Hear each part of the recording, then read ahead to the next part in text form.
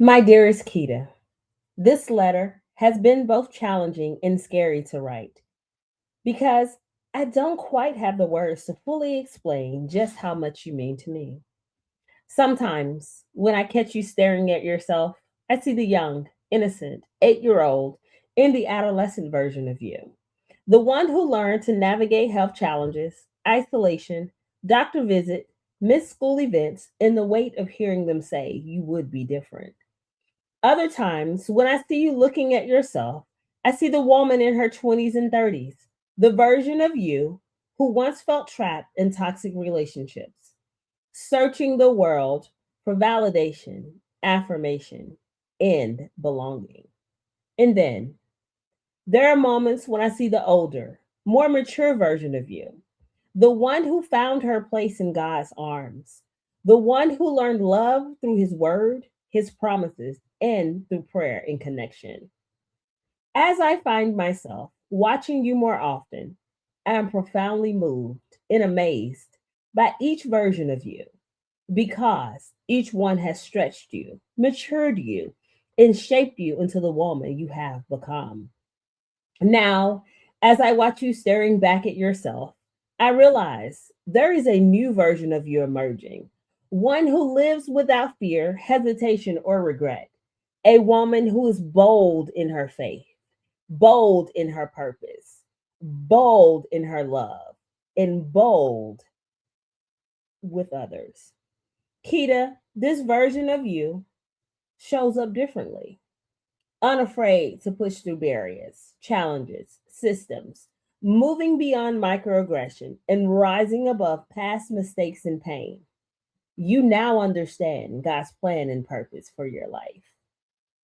You have sat at tables that welcomed you, tables that rejected you, and tables that tried to isolate you. Yet, in every space, you use your voice to bring light, love, power, and God into the room.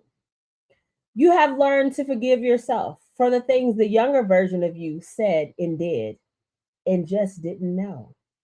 You have learned that you belong in the very spaces that strong, life giving women before you fought to enter.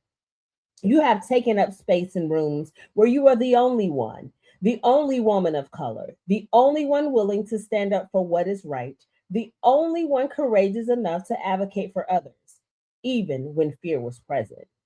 Kita, you have chosen to forgive others, even when others said not to, even when forgiveness brought pain, even when it meant facing those situations daily. Still, you chose forgiveness. You have shown light and love in spaces filled with darkness. You chose love because you understand how many times the Father chose to love you despite your own mistakes. You have learned that there is purpose in pain, that pain gives you a voice, pain gives you presence, pain gives you a praise that brings power. You've learned that pain grows you, moves you, shifts you, and propels you forward. That pain, though inevitable and often recurring, guides you back into the Father's arms where you truly belong.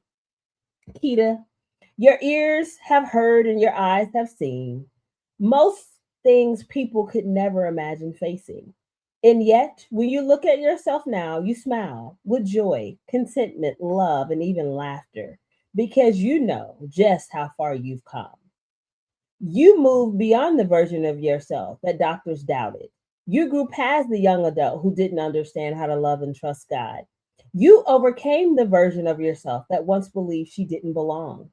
Now you stand as a woman who looks in the mirror without judgment or criticism, a woman who faces the world without fear, a woman who lives without regret, a woman who allows love in without fear of being hurt, a woman who takes up space because she was called to change spaces and impact the world. I am so proud of the woman I'm now seeing staring back in the mirror. She is being renewed, restored, and commissioned.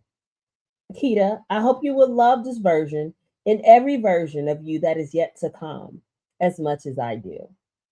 Don't worry, oh version of me. I will love her, accept her, grow into her, and most importantly, I will be proud of the woman I have become.